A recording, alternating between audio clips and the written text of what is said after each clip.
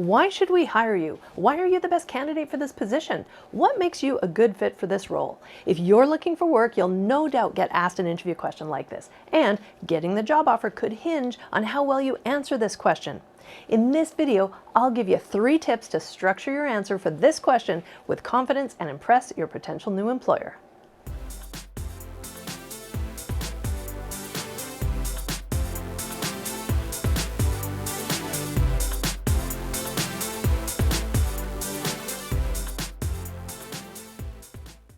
Hi there! If we haven't met before, I'm Stacey Davidson, founder and CEO of Virtual Job Search Coach since 2008, creator of the Power Up Your Job Search program, and on this channel, I teach techniques and strategies to help you determine, pursue, and land your dream job.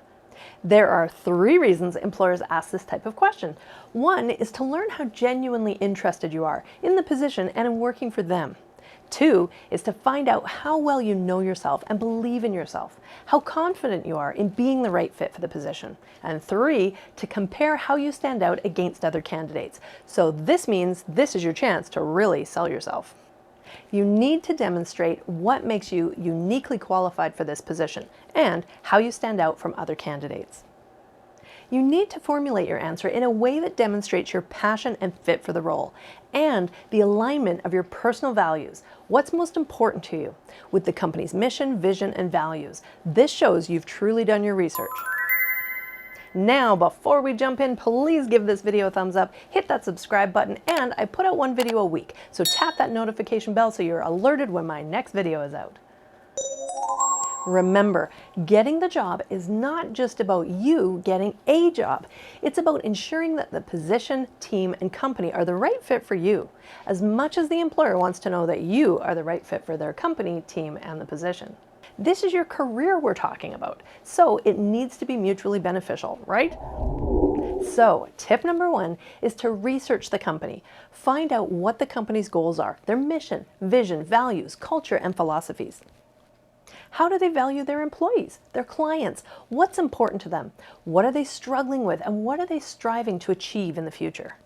Don't stop at only researching their website. Do a Google search on them. Find out what they've been up to in the media recently. Review employee and customer ratings to learn customer satisfaction levels and identify areas of improvement. Find out what their current and past employees have to say. You can also reach out to current and past employees through social media, such as LinkedIn and Facebook, to ask questions about their experiences working for the company. Ask what is valued most in its employees. What are the biggest challenges the company and/or department are facing recently? Look for patterns of common themes and potential problems that you can help solve if hired. Keep in mind, it's not just about you being qualified for the role. You're going to need to demonstrate how you fit with the company's culture and the team culture. Do some sleuthing on the hiring manager, aka your future boss, and try to find something about them that you can relate to and perhaps incorporate into your answer. Keep in mind, people hire people. So when you can find a commonality or something that generates camaraderie between you and your potential new boss, that could make the difference between them choosing you or another candidate. Remember what I said earlier? This is about selling yourself. So you need to gather all of the reasons as to why you are the best fit and why they should choose to hire you above all other candidates.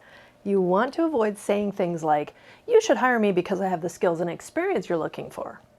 That's obvious. You wouldn't be in the interview stage if you didn't, would you? You don't want to say things like, "I'm loyal, trustworthy, hardworking." These are weak statements. All employees are expected to be loyal, trustworthy, and hardworking. So while you are all of those things, so are the other candidates. So you aren't making yourself stand out by describing yourself this way. You also don't want to say, "Because I think I would be a good fit."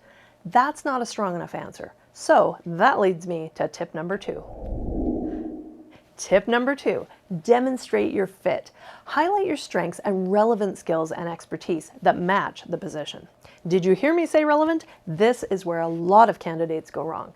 They talk about what they see as their greatest strengths overall, but they may not be the ones most specifically related to this job. What are your superpowers? What makes you unique and particularly great at your job? Are you resourceful? Are you an exceptional problem solver? Do you see the things that no one else notices?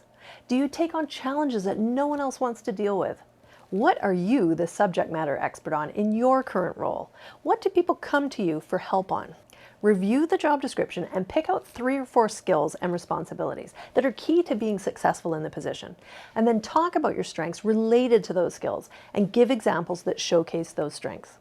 If you watch my video, What are your greatest strengths? How to craft the perfect answer, you'll get some great tips that can help you further develop this part of your answer. You want to demonstrate how you stand out from other candidates. Let's say, for example, you're applying for a role that involves managing a team, and the job description mentions strong communication, team building, and leadership skills. You might say one of your greatest strengths is that you're a proactive communicator, which means instead of waiting for staff to come to you when there's a problem, you proactively reach out to them. You could then give a story example that demonstrates that strength, such as when you started your past job, you discovered that team morale was low. You took the time to get to know each staff member, learned what their struggles and frustrations were, and then described the plan that you made and the steps that you took to resolve those frustrations, resulting in improved morale. You will need to explain it with some what, why, how, and the outcome. What was the issue? Why was it an issue? How did you go about fixing it? And what was the result? It is very similar to the SAR technique for answering behavioral-based questions. I explain more about SAR, which stands for Situation, Action, and Result, in my video Nail Your Interview with these top 10 examples, and I'll put a link to this video in the description box below. Also, when you're crafting your answer, you want to mention what you're passionate about in relation to the position. What excites you about the company, the team, or the role? When we talk about things we're passionate about, our face lights up, which validates our sincerity and enthusiasm, and will come across positively to the interviewers. Tip number 3, practice your answers. If you really want to succeed in impressing your interviewers and answering this question with confidence, you need to do your research. Prepare your answer in advance and practice it for days, if not weeks, before your interview. Here's my hot tip for you.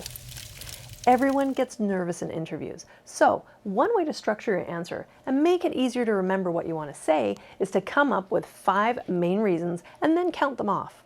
So you'd start off by saying something like, well, I have 5 main reasons, and then list each of them incorporating what I just talked about, demonstrating the research you've done, your passion for the role and/or industry, and examples showcasing your superpowers. Now, let me give you a short sample answer to the question, why should we hire you? ABC is the type of company where I can maximize my contribution. I can contribute an excellent working knowledge of safety products and supply, superior presentation skills, and excellent post-sale follow-up discipline. An example of my post-sales follow-up procedure at my last company was that I always called my customers 3 days after the sale to ensure their satisfaction, and then made it a point of calling them every 2 months thereafter to ensure their continued satisfaction. My persistent follow-up efforts resulted in repeat business from 3 major customers, totaling $3.1 million in additional revenues last year. All of my research has revealed that you are not only market leaders in service standards and product innovation, but that you also have a great work culture. Everyone I've spoken to has talked about the high levels of support, training, and recognition employees receive. You offer great career prospects, challenging work, and cutting-edge technology. And I read in the XYZ News that your company is recognized for holding monthly Give Back Days, where employees spend the day at local charities and community programs, providing a day of free service, such as serving food at shelters, doing graffiti removal, and visiting seniors' homes.